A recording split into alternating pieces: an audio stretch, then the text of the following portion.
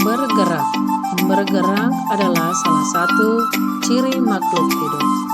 Selain manusia, hewan dan tumbuhan juga bergerak. Bagaimana gerak hewan dan tumbuhan? Simak video ini sampai tuntas.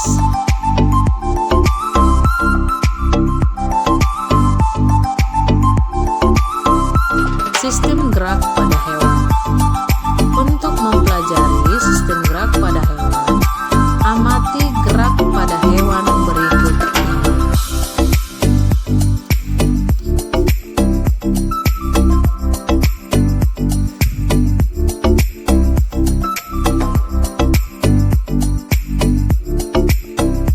Satu, gerak hewan di dalam air.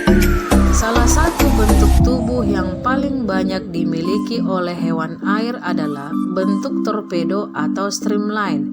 Bentuk tubuh ini memungkinkan tubuh meliuk dari sisi ke sisi dan mengurangi hambatan ketika bergerak di dalam air. Tubuh ikan dilengkapi otot dan tulang belakang yang fleksibel untuk mendorong ekor dan sirip ikan di dalam air. Ikan juga memiliki sirip tambahan yang berfungsi untuk menjaga keseimbangan. Untuk mengatur gerakan naik turun, ikan memiliki gelembung renang yang dapat mengeluarkan gas, biasanya berupa oksigen. 2. Gerak hewan di udara. Hewan-hewan di udara harus memiliki gaya angkat yang besar untuk mengimbangi gaya gravitasi. Karena itu, tidak memungkinkan tubuh hewan memiliki massa jenis yang mendekati massa jenis udara. Salah satu upaya untuk memperbesar gaya angkat adalah dengan menggunakan sayap. Prinsip yang sama diterapkan pada pesawat terbang. Sayap burung tersusun atas kerangka yang kuat dan ringan, serta otot yang kuat. Sayap burung memiliki bentuk melengkung sehingga udara yang mengalir pada bagian atas sayap lebih cepat daripada bagian bawahnya. Hal ini memungkinkan gaya angkat dan gaya dorong yang efektif untuk pergerakan burung. 3. Gerak hewan di darat. Hewan yang hidup di darat memiliki otot dan tulang yang kuat. Hal ini tersebut diperlukan untuk mengatasi inersia. Inersia adalah kecenderungan tubuh untuk diam dan untuk menyimpan energi pegas atau elastisitas untuk melakukan berbagai aktivitas. Perhatikan gambar berikut. Gajah dan kerbau. Gajah dan kerbau memiliki massa tubuh yang sangat besar. Akibatnya, untuk bergerak, gajah dan kerbau harus melawan inersia yang nilainya juga sangat besar. Namun, perbedaan struktur tulang serta kekuatan otot gajah dan kerbau membuat gajah mampu melakukan gerakan yang lebih lincah daripada kerbau.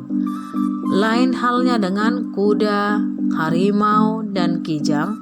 Ketiga hewan tersebut memiliki struktur rangka dan otot yang sangat kuat. Kijang dan harimau memiliki bentuk kaki yang lebih ramping sehingga kijang dan harimau mampu menyimpan elastisitas yang tinggi. Hal tersebut mengakibatkan pada saat berlari, kijang dan harimau lebih banyak melompat ke udara dan meluncur di udara. Gaya gesek udara yang jauh lebih kecil daripada gaya gesek permukaan tanah membuat kijang dapat berlari dengan kecepatan yang lebih tinggi daripada kuda. Sistem gerak pada tumbuhan.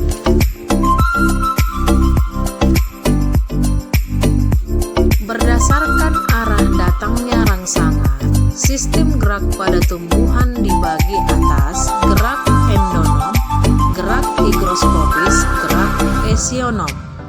Gerak endonom. Gerak endonom adalah gerak yang terjadi akibat rangsangan yang berasal dari dalam sel atau tubuh tumbuhan. Contohnya gerak siklosis pada tumbuhan Hydrilla verticillata yang kloroplasnya bergerak keliling di dalam sel-selnya. Gerak hygroscopis adalah gerak bagian tumbuhan akibat perubahan kadar air dalam selnya yang menyebabkan terjadinya pengerutan atau penyusutan yang tidak merata. Contohnya, membukanya tumbuhan polong-polongan, membukanya dinding sporangium pada tumbuhan paku. Gerak esionom. Gerak esionom adalah gerak tumbuhan akibat rangsangan dari luar. Gerak esionom dibagi atas 3, gerak tropisme, gerak taksis, gerak nasti.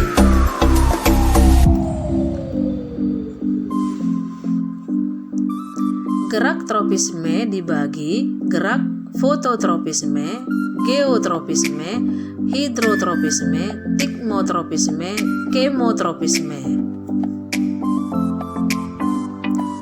Fototropisme adalah gerak tumbuhan menuju arah datangnya cahaya. Geotropisme dibagi atas 2, geotropisme negatif dan geotropisme positif. Geotropisme negatif, gerak batang menjauhi pusat bumi. Geotropisme positif, gerak akar menuju ke pusat bumi.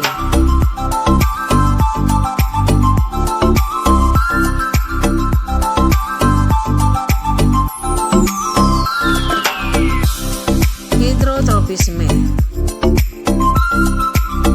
gerak tumbuhan menuju sumber air.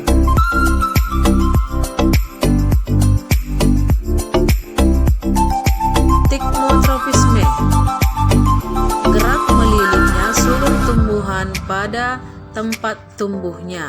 Contohnya mentimun, kacang panjang, labu, anggur, dan lain-lain.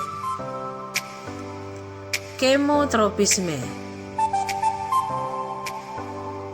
gerak yang dipengaruhi zat kimia. Contohnya proses penyerbukan, yaitu peristiwa jatuhnya serbuk sari di kepala putih. Gerak taksis dibagi atas fototaksis dan kemotaksis. Fototaksis, gerak pindah tempat seluruh bagian tumbuhan yang arahnya dipengaruhi oleh datangnya cahaya. Contohnya pergerakan Euglena viridis.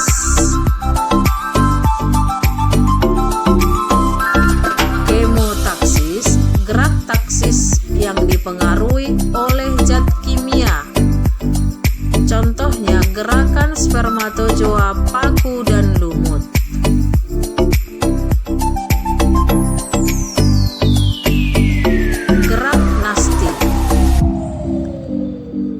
Dibagi atas seismonasti, niktinasti, fotonasti, termonasti. Seismonasti, gerak yang dipengaruhi oleh rangsangan sentuhan atau getaran. Contohnya tumbuhan putri malu. Niktinasti, gerak nasti akibat rangsangan berupa cahaya. Contohnya, tumbuhan bunga merak dan tumbuhan lamtoro akan menutup atau tidur pada malam hari, membuka pada siang hari. Fotonasti, gerak nasti yang dipengaruhi oleh rangsangan berupa cahaya. Contohnya, mekarnya bunga pukul 4 disebabkan oleh adanya rangsangan cahaya sore hari.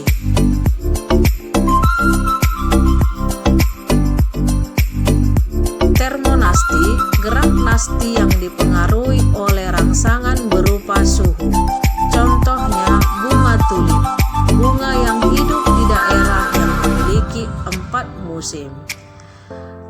Oke anak-anak, demikianlah video pembelajaran tentang sistem gerak pada hewan dan tumbuhan. tetap semangat belajar di rumah. Terima kasih.